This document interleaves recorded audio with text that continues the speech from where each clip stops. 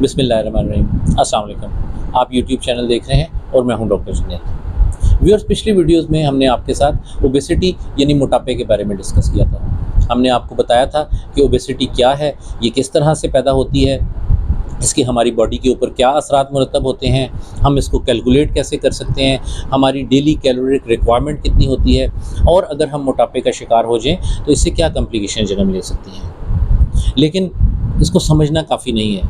असल ज़रूरत इसके हल की या इसके मैनेजमेंट प्रोटोकॉल्स की है। तो अगर हम ओबेसिटी के मैनेजमेंट प्रोटोकॉल्स की बात करें तो उसे हम 3 हिस्सों में डिवाइड करते हैं। सबसे पहले आ जाती हैं लाइफस्टाइल चेंजेस, दूसरे नंबर पे आ जाती हैं डाइटरी मैनेजमेंट, और तीसरे नंबर पे आ जाती हैं फार्माकोलॉजिकल मैनेजमेंट। अगर हम लाइफस्टाइल चेंजेस की बात करें तो इसमें हम अपने डे टू डे बेसिस के ऊपर जो खाना है उसकी एडजस्टमेंट करते हैं, स्लीप मैनेजमेंट करते हैं, स्ट्रेस मैनेजमेंट करते हैं। इसके सिलसिले में हम आपको किसी नेक्स्ट वीडियो में डिटेल में आपके साथ डिस्कस करेंगे। आज हम मेन फोकस करेंगे डाइटरी मैनेजमेंट के बारे में। तो वेट कैसे कम हो? बहुत से लोग वज़न कम करना चाहते हैं लेकिन कर नहीं पाते। हमने ऑब्ज़र्व किया है कि असल बात यह है कि वज़न कम करने के अंदर असल में नॉलेज का फ़र्क है। अगर इंसान के पास नॉलेज हो तो वज़न कम करना बहुत आसान है। हाँ, इंसान अगर ना करना चाहे तो उसका कोई इलाज नहीं, लेकिन अगर उसका नॉलेज क्लियर हो तो वेट कम करना उसके अपने इख्तियार में है। आज हम आपको बेसिक अंडरस्टैंडिंग देंगे कि अगर आप वेट रिड्यूस करना चाहते हैं तो आपको क्या करना चाहिए। यहाँ पर एक बात याद रहे कि यहाँ पर खाने पीने की कोई रिस्ट्रिक्शन नहीं है। आपका जितना जी चाहे पेट भर के खाना खाएं, लेकिन क्या चीज़ खानी है और क्या चीज़ नहीं खानी ये इम्पोर्टेंट है। वेट लॉस में या वज़न कम करने में 80% रोल खाने पीने का है और सिर्फ 20% रोल हमारी एक्सरसाइज का है। अगर हम रीकैप करें कि ओबेसिटी या मोटापा कैसे होता है, तो हम खाना खाते हैं, खाने से हमें कैलोरीज़ मिलती हैं। हम अगर ज़्यादा खाना खाएं तो हमें ज़्यादा कैलोरीज़ मिलेंगी। अगर हम अपनी डेली रिक्वायरमेंट से ज़्यादा कैलोरीज़ लेंगे तो एक्सेसिव कैलोरीज़ हमारी बॉडी में फ़ैट की सूरत में डिपॉजिट होंगी, जो कि मोटापा पैदा करेंगी। तो अब हमने करना क्या है, हमने इसको बिल्कुल रिवर्स कर देना है। यानी कि हमने अपनी डेली रिक्वायरमेंट, इसके हवाले से हम वीडियो ऑलरेडी बना चुके हैं और उसका लिंक डिस्क्रिप्शन में मौजूद है। तो हमारी जो डेली रिक्वायरमेंट है उससे कम कैलोरीज़ हमने लेनी है। तो यहाँ पे सवाल ये पैदा होता है कि अगर हम अपनी डेली रिक्वायरमेंट से कम कैलोरीज़ लेंगे तो जिस्म बाकी की कैलोरीज़ कहाँ से लेगा? तो बाकी की कैलोरीज़ वो हमारे जो फ़ैट स्टोर्स हैं वहाँ से निकालेगा और उनको मेल्ट करके, फ़ैट को मेल्ट करके एनर्जी की फॉर्म में यूटिलाइज़ करेगा, और इन रिटर्न इससे क्या होगा कि हमारा वेट लॉस होगा। यहाँ पर एक और चीज़ हमें समझ लेनी चाहिए कि हमारे खाने में 3 ऐसी चीज़ें हैं जिनसे हमें कैलोरीज़ मिलती हैं। प्रोटीन्स हैं, कार्बोहाइड्रेट हैं और फ़ैट हैं। ये 3 चीज़ें हैं जिनमें कैलोरीज़ मौजूद होती हैं, और 4 चीज़ें ऐसी हैं जिनके अंदर कोई कैलोरी मौजूद नहीं।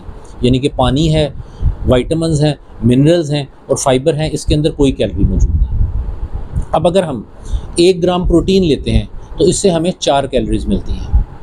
अगर हम 1 ग्राम कार्बोहाइड्रेट लेते हैं तो उससे भी हमें 4 कैलोरीज़ मिलती हैं। लेकिन अगर हम 1 ग्राम फ़ैट लेते हैं तो उससे हमें 9 कैलोरीज़ मिलती हैं। अब अगर हम अपनी डेली बेसिस के ऊपर जो हम खाना खाते हैं उसको ऑब्ज़र्व करें तो उसके अंदर प्रोटीन्स भी होती हैं, कार्बोहाइड्रेट भी होते हैं, फ़ैट भी होते हैं। अब अगर हम एग्जैक्ट कैलोरीज़ की कैलकुलेशन करना चाहें तो हमें प्रोटीन को कैलकुलेट करना पड़ेगा, कार्बोहाइड्रेट को कैलकुलेट करना पड़ेगा, फ़ैट को कैलकुलेट करना पड़ेगा।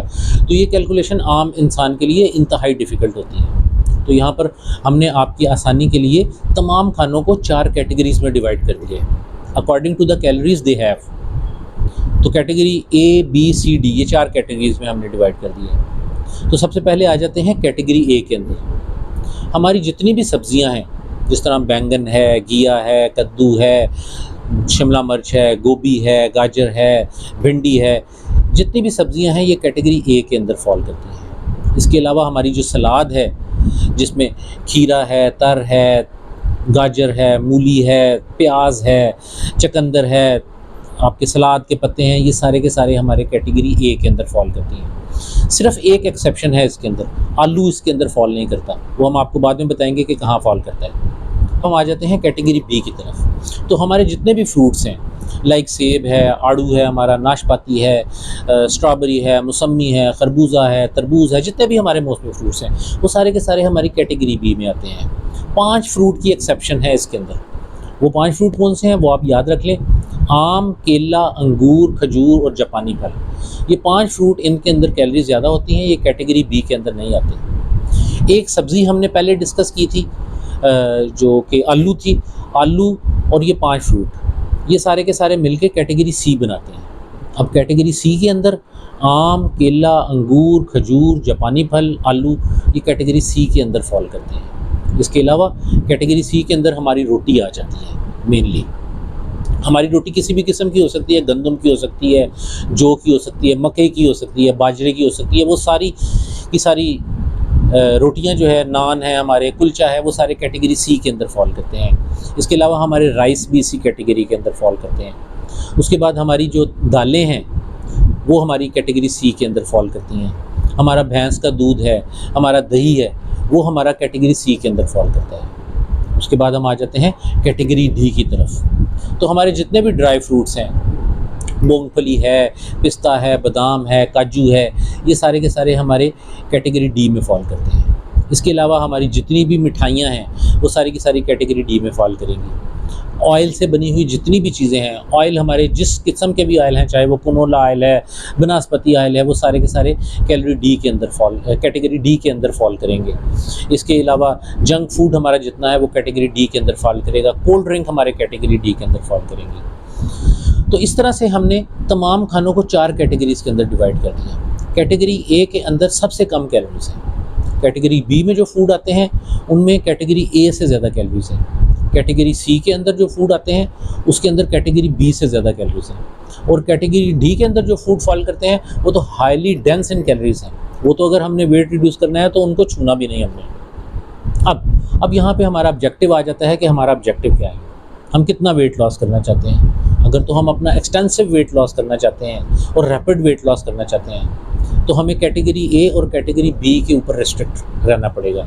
यानी कि हमें अपना पेट सब्जियों से, फ्रूट से और सलाद से भरना पड़ेगा। कैटेगरी सी और कैटेगरी डी को हमने हाथ भी नहीं लगाना। तो हम आपको गारंटी देते हैं कि 1 माह के अंदर अगर आप कैटेगरी ए और कैटेगरी बी के फूड के ऊपर अगर आप रहेंगे तो आपका 8 से 10 किलो वज़न आसानी के साथ कम हो सकता है।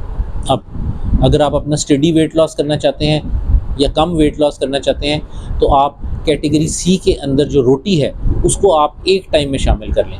लेकिन फिर भी आपको मेन फोकस कैटेगरी ए और कैटेगरी बी की चीज़ों के ऊपर करना पड़ेगा। तो अगर आप अपना स्टेडी वेट लॉस करना चाहते हैं और रोटी को उसके अंदर शामिल करते हैं तो 1 माह के अंदर फिर भी आपका 4 से 5 किलो या इवन 6 किलो वज़न भी आपका रिड्यूस हो सकता है। तो व्यूअर्स, ये वीडियो बनाने का हमारा मकसद ये था कि हम आपको बेसिक अंडरस्टैंडिंग दें कि अगर आपने वेट रिड्यूस करना है तो आपको किसी डाइट प्लान के पीछे भागने की ज़रूरत नहीं है। आपने अपना डाइट प्लान खुद मुरतब करना है। जो चीज़ें आपको पसंद हैं वो शामिल करें, जो चीज़ें आपको पसंद नहीं हैं वो इसमें से डिलीट करें। अपने ऑब्जेक्टिव को सामने रखें और अपने लिए ख़ुद एक डाइट प्लान मुरतब करें। तो हम आपको अश्योर करते हैं कि अगर आप इन चीज़ों को समझेंगे, इन कैटेगरीज़ ऑफ फूड को समझ लेंगे और अगर आप इनके ऊपर अमल करेंगे तो आप आसानी के साथ अपना वेट लॉस कर सकते हैं। हम आपकी आसानी के लिए 1-2 डाइट प्लान भी आपके साथ शेयर कर देंगे। लेकिन आपसे रिक्वेस्ट है कि अगर आप अपना वेट लॉस करना चाहते हैं तो आप ये कैटेगरी ऑफ फूड को समझें और इसके मुताबिक अपना डाइट प्लान एडजस्ट करें। तो व्यूअर्स, ये थी आज की वीडियो। मिलते हैं नेक्स्ट वीडियो में एक डाइट प्लान के साथ। उस वक्त तक अपना ख्याल रखिएगा। अल्लाह ने के बाद।